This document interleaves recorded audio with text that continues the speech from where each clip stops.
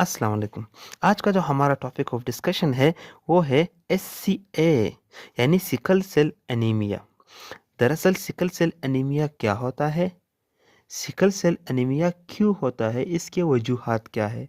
और अगर sickle cell anaemia हो जाए हमारे बॉडी को तो इसके क्या असरात हो सकते हैं हमारे बॉडी पर? यहाँ पे इसकी वजाहत करेंगे कि सिकल सेल एनीमिया ये क्या है? N autosomal recessive disorder. अब यहाँ पे लफ्ज़ ऑटोसोमल से मुराद कि ये सिकल सेल एनीमिया कॉज करने वाले जो जीन्स है वो नॉन सेक्स क्रोमोसोम पर मौजूद है, जिसे ऑटोसोमल कहते हैं। और रिसेसिव डिसऑर्डर यानी जो क्रोमोसोम ये डिसीज़ खास करते हैं, जो दोनों पेरेंट्स से हमारे बॉडी में क्रोमोसोम्स आए हैं, दोनों को ही म्यूट होना चाहिए, दोनों ही म्यूटेशन का शिकार हो, तभी जाके सिकल सेल एनीमिया हमारे बॉडी में खुद को ज़ाहिर कर सकता है। अदरवाइज़ अगर एक पेरेंट से हेल्थी क्रोमोसोम आया हो और दूसरे पेरेंट से म्यूटेशन वाले क्रोमोसोम आया हो तो ये डिसीज़ हमें काज नहीं होगी, क्योंकि ये एक रिसेसिव डिसऑर्डर है। म्यूटेशन ऑन क्रोमोसोम नंबर 11, ये जो सिकल सेल एनीमिया जो काज करने वाला जीन है वो क्रोमोसोम नंबर 11 पर मौजूद होता है, जिसे बीटा ग्लोबिन कहा जाता है। बीटा ग्लोबिन क्या करता है? ये बीटा चेन की फॉर्मेशन करता है हेमोग्लोबिन में। हमें पता है कि हेमोग्लोबिन में अल्फा और बीटा चेन्स मौजूद होते हैं। तो यहाँ पे जो बीटा ग्लोबिन जीन है जो सिकल सेल एनीमिया को खास करता है, ये बीटा चेन की प्रोडक्शन करता है हेमोग्लोबिन में। पॉइंट म्यूटेशन की वजह से जो बीटा ग्लोबिन जीन है उसमें म्यूटेशन आ जाता है और हमें सिकल सेल एनीमिया हो जाता है। अब पॉइंट म्यूटेशन बेसिकली किसे कहते हैं? सिंगल सीक्वेंस ऑफ न्यूक्लियोटाइड में जब रद्दोबदल आ जाए जिसकी वजह से म्यूटेशन हो, उसे पॉइंट म्यूटेशन कहते हैं। यहाँ पे हमने इसकी वजाहत की है कि बीटा चेन में कोडोन नंबर 6 पर, अब कोडोन किसे कहते हैं? कोडोन बेसिकली एक ऐसा रीजन है जो मखसूस न्यूक्लियोटाइड के सीक्वेंस को कवर करता है। तो बीटा चेन के कोडोन नंबर 6 पर ग्लूटामिक एसिड प्रेजेंट होता है नॉर्मल जीन में, लेकिन म्यूटेशन वाले जीन में ये ग्लूटामिक एसिड कन्वर्ट हो जाता है वेलिन में। क्यों? क्योंकि जो ग्लूटामिक एसिड का सीक्वेंस है वो कुछ यूँ है, लेकिन जो म्यूटेशन है वहाँ पर इस एडेनिन की जगह थायमिन ऐड हो जाता है, जिसकी वजह से जो ग्लूटामिक एसिड है वो वेलिन में कन्वर्ट हो जाता है और हमारे बीटा ग्लोबिन जीन को म्यूटेशन का शिकार करता है, जिसकी वजह से सिकल सेल एनीमिया हमें हो जाता है। दरअसल ये सिकल सेल एनीमिया हमें सिकल हेमोग्लोबिन की वजह से होता है। सिकल हेमोग्लोबिन क्या है? बेसिकली सिकल हेमोग्लोबिन वो हेमोग्लोबिन है जिसका स्ट्रक्चर सिकल की तरह हो जाता है। क्यों? एक तो इस हेमोग्लोबिन में एबनॉर्मल सोल्यूबिलिटी हो जाती है, जिसकी वजह से इस हेमोग्लोबिन का जो मेम्ब्रेन है वो काफ़ी ज़्यादा सख्त हो जाता है। इसी तरह ये जो सिकल हेमोग्लोबिन है ये शेप वेलिन की वजह से इख्तियार हो जाता है। क्योंकि ग्लूटामिक एसिड की वजह से वेलिन आ जाता है सीक्वेंस में, तो जाहिर सी बात है कि तमाम के तमाम प्रोसेस को चेंज कर लेगा, जिसकी वजह से जो हेमोग्लोबिन का रियल स्ट्रक्चर है वो डिस्ट्रॉय हो जाता है और सिकल की तरह हेमोग्लोबिन का स्ट्रक्चर बन जाता है। क्यों? क्योंकि हेमोग्लोबिन के अंदर प्रोटीन्स खुद को कुछ इस तरह से अटैच कर लेते हैं जो इसकी वजह से सख्त लाइनिंग बन जाती है हेमोग्लोबिन के अंदर, और ये लाइनिंग क्या खास करते हैं? Sickle shape of haemoglobin. अगर हम नॉर्मल बात करें, जो हमारे बॉडी में नॉर्मल हेमोग्लोबिन हो तो वो क्या है? वो गोल शेप का होता है, जिसकी वजह से आरबीसीज गोल शेप की हो जाते हैं।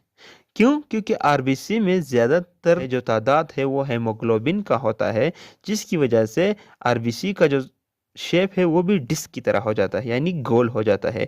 और ये फ्लेक्सिबल होते हैं, यानी ये ब्लड वेसल्स में आसानी से जा सकते हैं। ये क्या काम करते हैं? बेसिकली आरबीसीज में हेमोग्लोबिन होते हैं जो ऑक्सीजन कैरियर है। ये हमारे बॉडी के डिफरेंट पार्ट्स में ऑक्सीजन को सप्लाई करता है, जैसे कि सेल्स, टिश्यू, ऑर्गन्स एट्सेट्रा। लेकिन क्या हो अगर हेमोग्लोबिन का स्ट्रक्चर सिकल की तरह हो जाता है यहाँ पर इस म्यूटेशन की वजह से।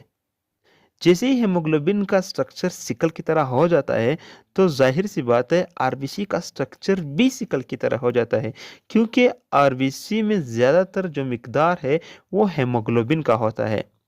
तो ये एक नॉर्मल आरबीसी है जो कि सिकल आरबीसी में कन्वर्ट हो जाता है हेमोग्लोबिन की वजह से।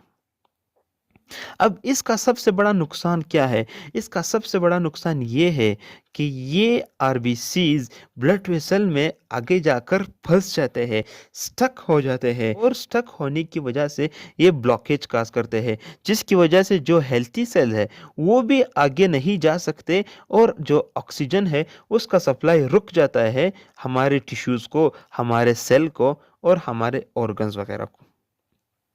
जो नॉर्मल आरबीसी का लाइफ स्पेन है वो 120 दिन तक होता है, 90 से 120 दिन। लेकिन जो सिकल सेल आरबीसी है उसका 10 या फिर 20 दिन इसका लाइफ स्पेन हो जाता है।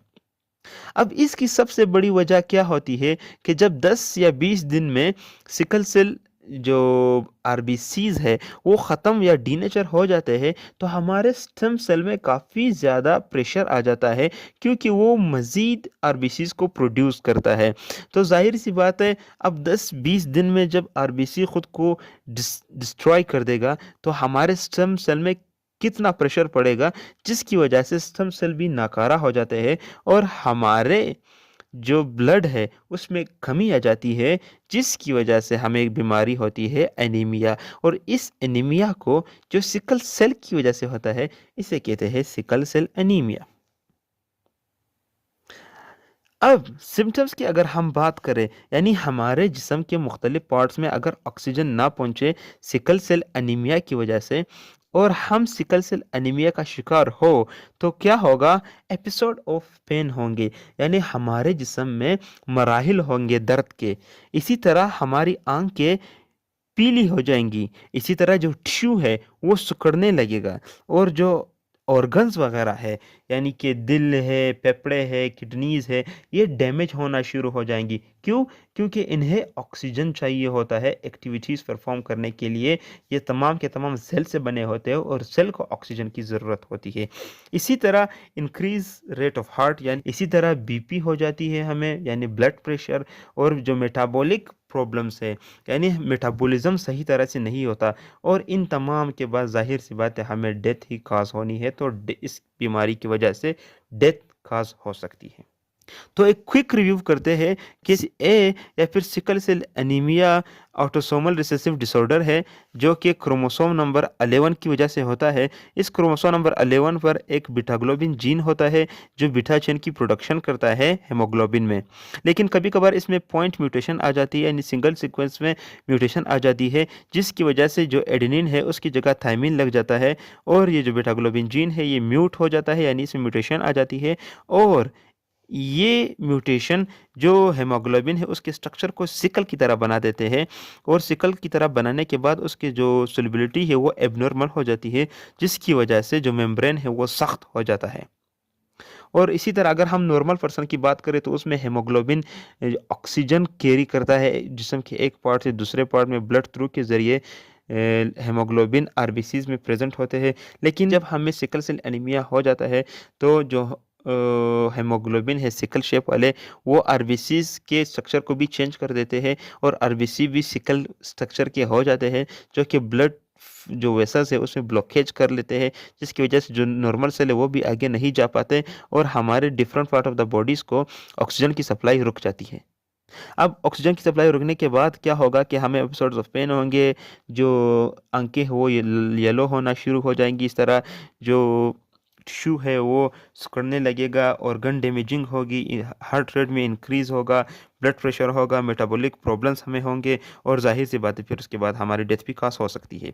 तो वो एनीमिया जो सिकल हेमोग्लोबिन की वजह से होता है उसे सिकल सेल एनीमिया कहा जाता है। दोस्तों ये थी हमारी आज की वीडियो। उम्मीद करता हूँ कि आपको वीडियो अच्छी लगी हो। कोई भी सवाल हो, कैसा भी सवाल हो, आप मुझे कमेंट करें। इंशाल्लाह मैं हर एक सवाल का जवाब दूंगा।